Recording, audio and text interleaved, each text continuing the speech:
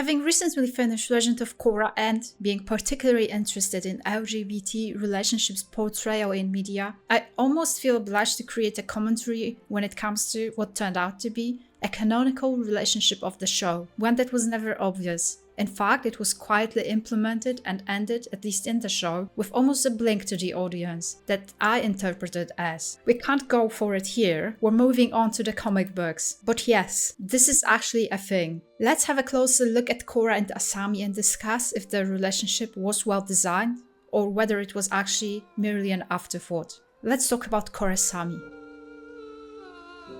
Brian Konietzko, when asked if they plan to make Korrasami an endgame, partially denied. Didn't we plan it from the start of the series? No, but nothing other than Korra's spiritual arc was. However, he also added, as we wrote book 1, before the audience had ever laid eyes on Korra and Asami, it was an idea I would kick around the writer's room. At first we didn't give it much weight, not because we think same-sex relationships are a joke, but because we never assumed it was something we would ever get away with depicting on an animated show for a kids network in this day and age, or at least in 2010. Obviously, the fact that Legend of Korra was initially designed to only include one season, then later on its future was never certain. In fact, it kept facing obstacles, surely did not make this easy and possible to plan out. While Legend of Korra is a fantastic show, different than Avatar, but great in its own way and creating its own thing, it was not easy to plot ahead when it wasn't certain if they could even continue their story. This, among other issues, led to narrative decisions romance-wise that could be interpreted as inconsistent or even messy, like Mako and Asami's romance.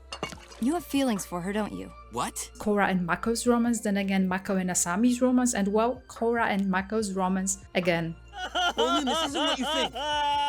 It would have been extremely difficult to narrate Korra and Asami's storyline even if the show was planned ahead, because of the nature of this bond, but without the core structure, it almost seemed impossible.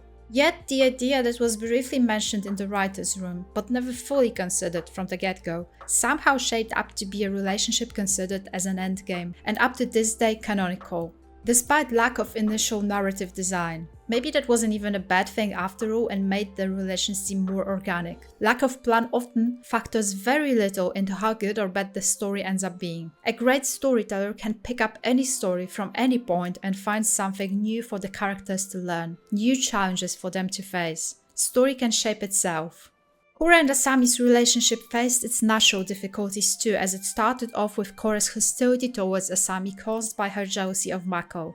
What seemed to be a classic, as old as the world itself, rivalry between two girls over a boy, took a lesbian twist. It did not help Korra perceived Asami as spoiled daddy's little girl, however, as soon as she got to know Asami just a little bit better, she realized she was mistaken. It's alright. People usually assume that I'm daddy's helpless little girl, but I can handle myself.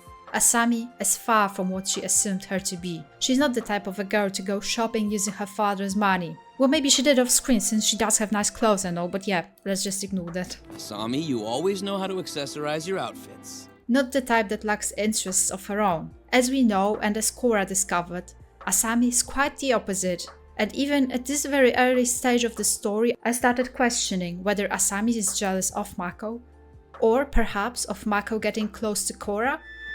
Asami, did you know Korra likes Mako? However, despite these initial hostilities, Asami has never been toxic towards Korra, never demanding. In fact, she was the best friend anyone could hope for. Well, kissing Mako aside, but let's just throw that in the dumpster where it belongs, okay? She was nothing but supportive. She accepted Korra for what she was, never questioned her. I believe Asami's feelings towards Korra were not entirely platonic even back then, though it was not shown in an apparent way and could be easily missed. You don't get to disappear for 3 years and then act like you know what's best for me. She also saw Korra at the most vulnerable and has been there for her, motivating her, but not forcing her to get out of what clearly was the post-traumatic syndrome. Possibly, it's back then when she started falling in love, but either did not realize or refused to acknowledge it. And when Korra eventually left, not being able to handle what she has been through, Asami was the only one Korra reached out to through her letters. Dear Korra, I miss you. It's not the same in Republic City without you. How are you feeling? The 3 years you were gone were the longest of my life.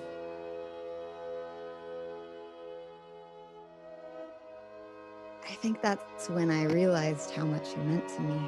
I almost told you in one of my letters. Why didn't you?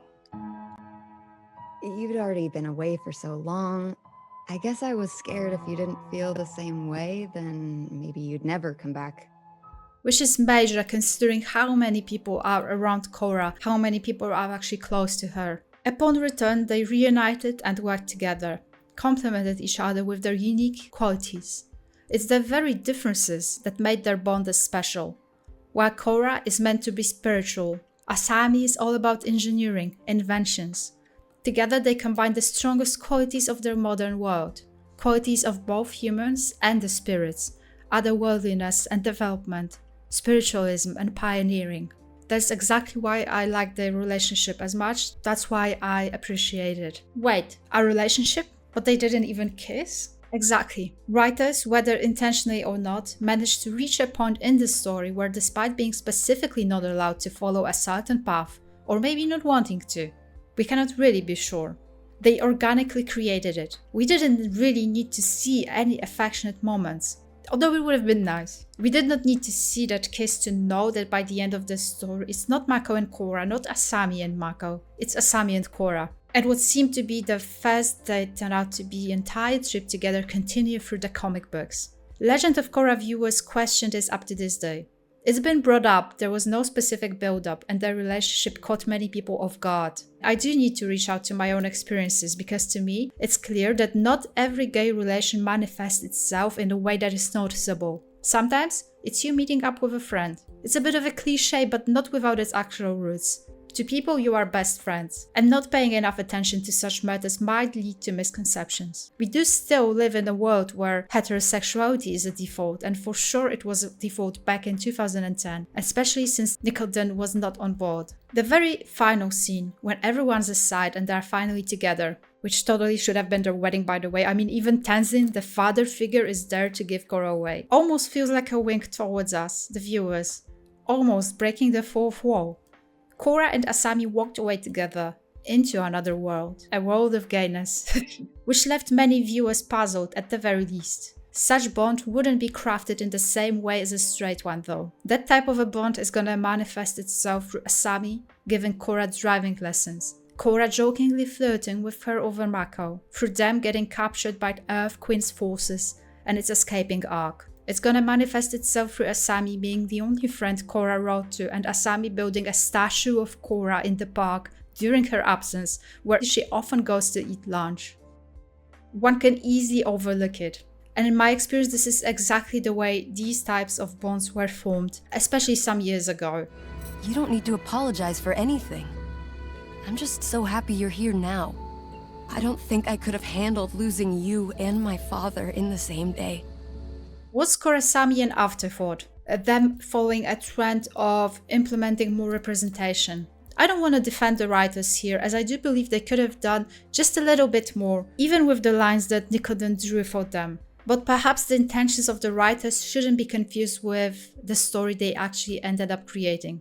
After all, each piece of art is, in my opinion, not necessarily what creator intended it to be. It's often what the receiver subjectively speaking perceived, which was a series that, regardless of the writer's intent, introduced LGBT to animations and in the future opened up the road to shows such as Owl House or She-Ra. Could they have done it just a little bit better? For sure. At the very least, in my opinion, more scenes of Korra and Asami in the very final episodes would have been nice and doable. They wouldn't even have to be romantic per se, since I understand they were both busy. Mostly with Nickelodeon ruining this nice plotline, but whatever. Surely in today's world, Korrasami would have been a clear romance path shaped up as wonderfully as, for example, Vi and Caitlyn's in Arcane, where despite not actually sharing a kiss, the direction they're heading towards to is very much clear. But in 2010, it was merely an entrance ticket to queer storylines in such animations. And for what it's worth, in my opinion, the price was worth it.